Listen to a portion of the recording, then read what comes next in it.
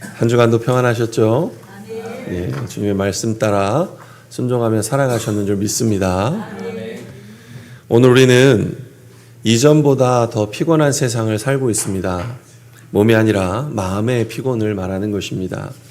아침에 눈을 떠도 하루를 감당할 힘이 없고 기도하려고 무릎을 꿇어도 말이 이어지지 않습니다. 이 시대의 가장 큰 질병은 바로 영적 탈진이기 때문이지요. 수험생들은 공부로 지치고 취업준비생들은 불확실한 미래 앞에 마음이 달아갑니다. 열심히 하는데 왜 결과가 없을까? 기도하는데 왜 아무 변화가 없을까? 실제 이런 질문을 받았습니다. 기도도 열심히 하고 많이 하는데 왜 불행이 닥치고 하나님은 왜 기도를 들어주시지 않으십니까? 이런 질문이 우리의 신앙을 날마다 무겁게 짓누릅니다. 오늘 말씀은 바로 이런 지친 자들에게 주시는 하나님의 음성입니다. 이스라엘 백성은 바벨론 포로로 잡혀가며 자신의 신앙과 정체성을 잃어버렸습니다. 하나님은 우리를 잊으신 것이 아닙니까? 그 절망의 자리에서 하나님은 말씀하십니다. 너는 알지 못하느냐? 듣지 못하였느냐? 하나님은 피곤한 자를 외면하지 않으신다라는 것입니다. 본문을 보시면 이스라엘은 육체보다 마음의 피곤을 먼저 경험합니다. 나라를 잃고 성전이 무너지고 하나님이 함께 하신다는 믿음마저 흔들리는 상태. 하나님의 백성으로서의 존재 이유가 사라지는 절망이 그들을 덮고 있었다라는 것입니다.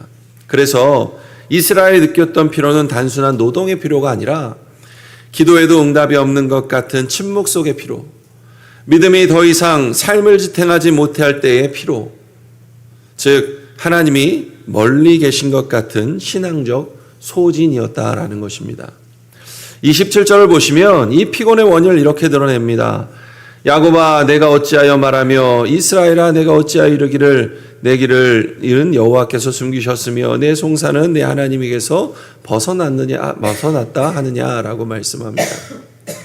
이 말은 하나님은 더 이상 내 삶에 관심이 없으시다라는 낙심의 고백입니다. 왜 이 모양이 되도록 아무 일도 하지 아니하십니까? 라는 고백이라는 것이죠. 즉 하나님의 무관심에 대한 오해가 영혼의 피곤을 낳고 있다라는 것입니다. 하나님이 일하지 않으시고 느끼실 때 인간은 실제로 스스로 짐을 지기 시작합니다. 실제 그렇지 않습니까? 그럴 때 더 내 노력이 가중되지 않습니까?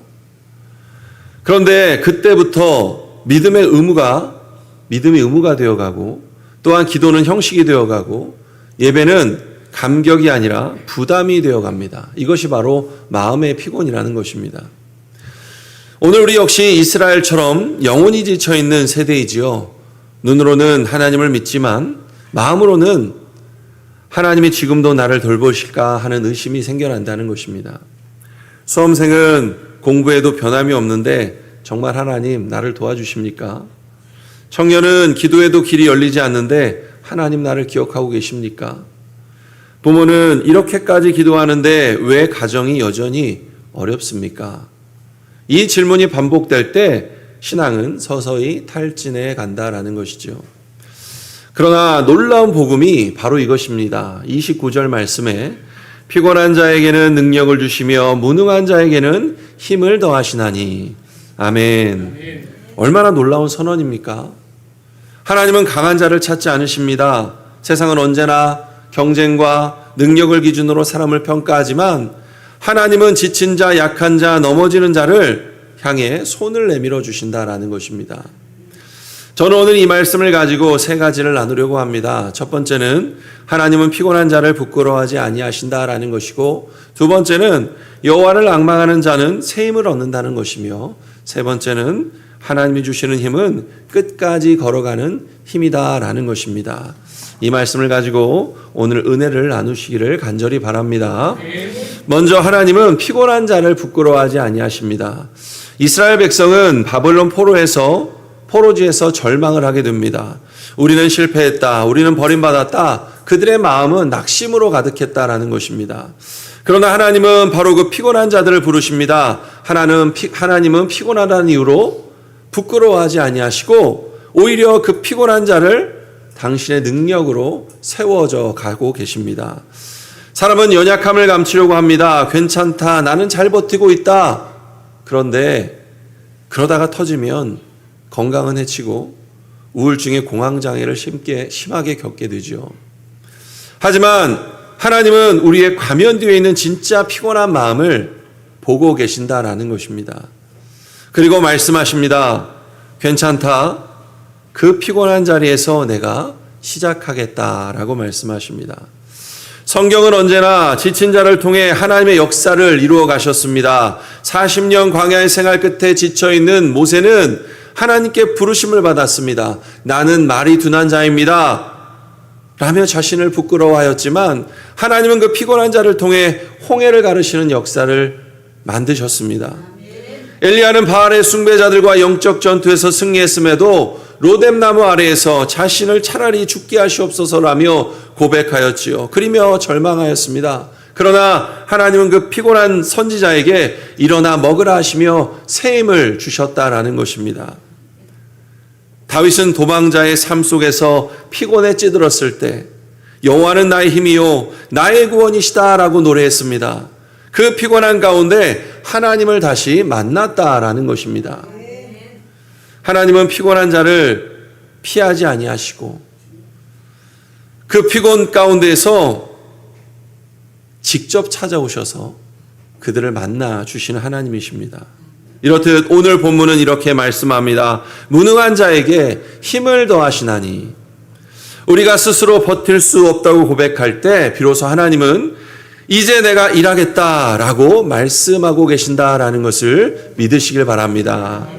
성도 여러분, 하나님의 능력은 우리의 강함 위에 임하지 않습니다. 그분의 능력은 우리가 무너졌을 때, 고백의 자리에 있을 때 비로소 나타난다라는 것입니다. 하나님은 강한 사람을 통해 세상을 감동시키지 않습니다. 오히려 약한 자들의 삶을 붙들어 하나님이 하셨다라는 고백을 이끌어내신다라는 것입니다. 이에 피곤한 자에게 능력을 주신다는 말씀 속에서 안식할 힘을 다시 얻게 되는 줄 믿습니다. 수고하고 무거운 짐진 자들아 다 내게 오라. 내가 너를 쉬게 하리라. 아멘. 사랑하는 성도 여러분, 오늘날 우리 세대는 이스라엘 세대보다 더 바쁜 세대를 살아가고 있습니다. 지식은 넘치지만 지혜는 없고 열정은 많지만 방향이 없습니다. 그래서 우리가 다들 피곤합니다. 그러나 오늘 말씀은 이렇게 외칩니다. 하나님은 피곤한 자를 부끄러워하지 아니하신다. 공부에 지친 학생들이여, 하나님은 너희의 노력을, 그 눈물을 알고 계십니다. 기도에 지친 부모님들이여, 하나님은 그 부모의 중보의 무게를 알고 계신다라는 것입니다. 사역에 지친 교회 일꾼들이여, 하나님은 성도들의 피곤한 헌신을 절대로 잊지 아니하십니다. 하나님은 오늘도 피곤한 자를 찾아 그들의 어깨에 손을 얹으시며 말씀하십니다. 너희는 아직 끝이 아니다. 내가 새 힘을 주겠다. 이 말씀을 믿으시길 바랍니다. 두 번째는 여호와를 앙망한 자는 새 힘을 얻는다라고 말씀하십니다. 본문의 절정은 바로 31절의 말씀이시죠. 오직 여호와를 앙망하는 자는 새 힘을 얻으리니 독수리가 날개치며 올라감 같을 것이며 다른 박질하여도 곤비하지 아니하겠고 걸어가도 피곤하지 아니하리로다. 아멘. 이 말씀은 하나님이 피곤한 자에게 주시는 은혜의 방식을 보여주는 말씀입니다. 하나님은 상황을 즉시 바꾸시기보다 먼저 사람을 새롭게 하시는 분이라는 것입니다. 주님은 문제를 없애주시기에 앞서 그 문제를 이길 힘을 먼저 주신다라는 것이죠. 앙망한다라는 참된 의미는 기다림이 아니라 마음을 묶는 신앙을 말하는 것입니다. 앙망한다라는 것은 기다리다, 기대하다라는 뜻도 가졌지만 더 정확히는 무언가를 단단히 묶는다는 의미가 더 강력합니다. 즉 하나님께 내 마음을 묶는다라는 표현이 바로 앙망한다라는 단어의 뜻이라는 것입니다. 이스라엘 백성은 오랜 포도 생활로 인해서 하나님이 자신을 버렸다고 생각하게 되었지요. 그러나 하나님은 말씀하십니다. 너희가 지금 아무것도 보이지 않아도 내게 마음을 묶으라라고 말씀하십니다. 이것이 바로 앙망이라는 것입니다. 앙망은 단순히 수동적으로 기다리는 인내가 아니라 믿음의 방향을 고정시키는 행위라는 것이죠. 상황이 어려워도 마음이 흔들리지 않는 사람, 그가 바로 하나님을 앙망하는 자리에 있다라는 것입니다. 그런데 앙망하는 자는 새 힘을 얻으리라 라고 말씀하고 계십니다. 이 표현은 힘을 보충한다는 의미가 아닙니다. 새 힘을 얻는다라는 것이 히브리어 원문을 직역하면 힘을 바꾸다라는 의미입니다. 즉 하나님은 우리의 낡은 힘을 수리하시는 것이 아니라 완전히 새로운 힘으로 갈아타게 해주시는 분이시다라는 것입니다. 사람의 힘은 한계가 있습니다. 그러나 하나님의 힘은 근원 자체가 다릅니다.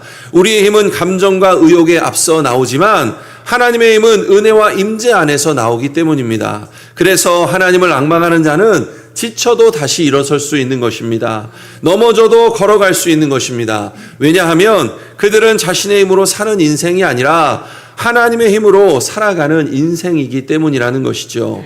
이렇듯 하나님께서 주시는 새 힘의 특징은 상상 초월입니다. 독수리가 날개치며 올라감 같을 것이며 아멘. 거센 바람이 불 때 날개를 펴고 하늘로 올라가는 것이 독수리의 모습입니다. 이렇듯 하나님은 우리의 인생에서 폭풍을 타고 올라가게 하시는 분. 신앙의 사람은 고난 위를 나는 자. 이것이 바로 독수리의 신앙이라는 것을 기억하시길 바랍니다. 수험생에게는 이렇게 이 말씀이 들릴 것입니다. 하나님은 시험이라는 바람을 없애지 않으신다. 하지만 그 바람을 통해 너를 더 높이, 더 단단하게 만드신다라는 것입니다. 가정의 어려움, 건강의 문제, 미래의 불안, 이 모든 것도 하나님께서 우리를 더 높이 올리시는 바람일 수 있습니다. 바람이 세면 셀수록 독수리는 더 멀리, 더 높이 올라간다라는 것입니다.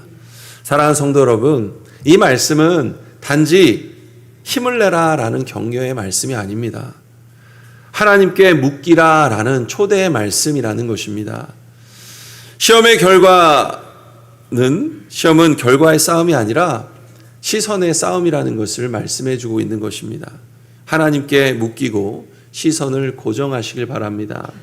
그분이 주시는 새 힘이 우리의 기억력보다, 우리의 의욕보다 더 깊은 곳에서 일어날 것입니다.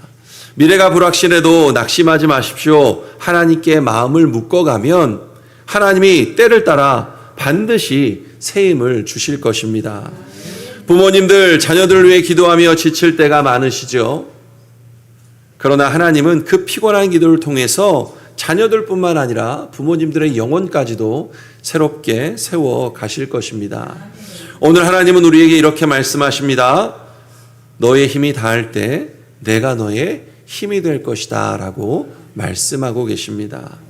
마지막으로 세 번째, 하나님이 주시는 힘은 끝까지 걸어가는 힘이라는 것을 기억하시길 바랍니다. 다른 박질하여도 곤비치 아니하고 걸어가도 피곤치 아니하리로다.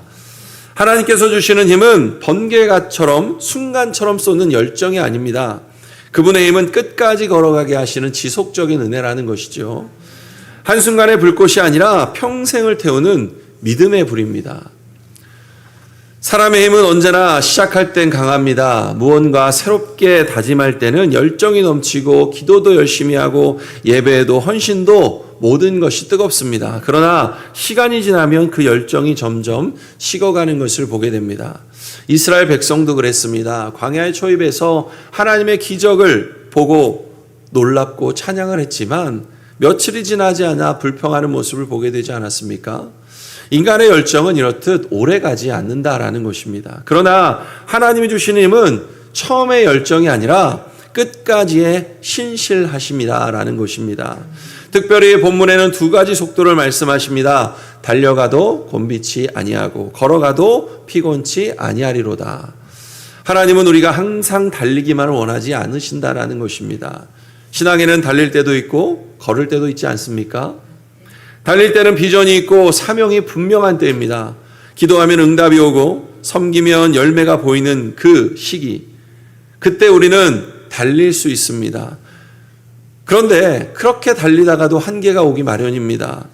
자, 걸을 때는 어떻습니까? 응답이 지연되고 길이 막혀 있을 때입니다.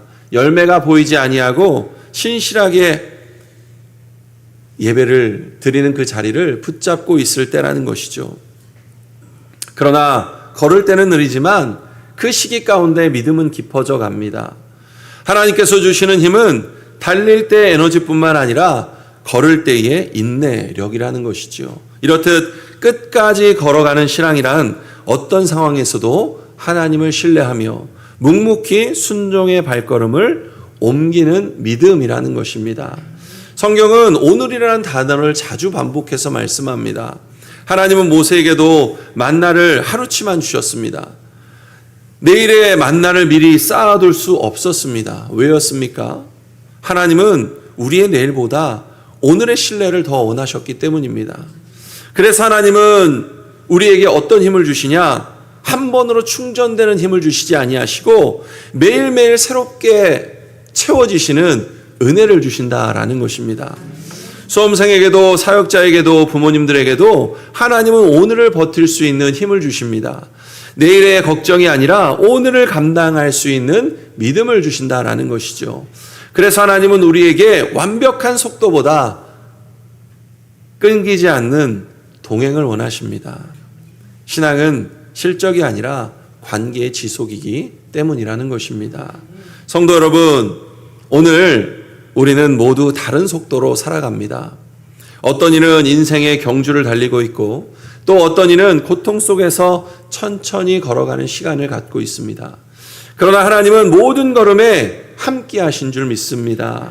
그분은 우리에게 이렇게 말씀하십니다. 내가 달려갈 때 너의 바람이 되어주고 내가 걸어갈 때 너의 지팡이가 되어줄 것이다 라고 말씀하십니다.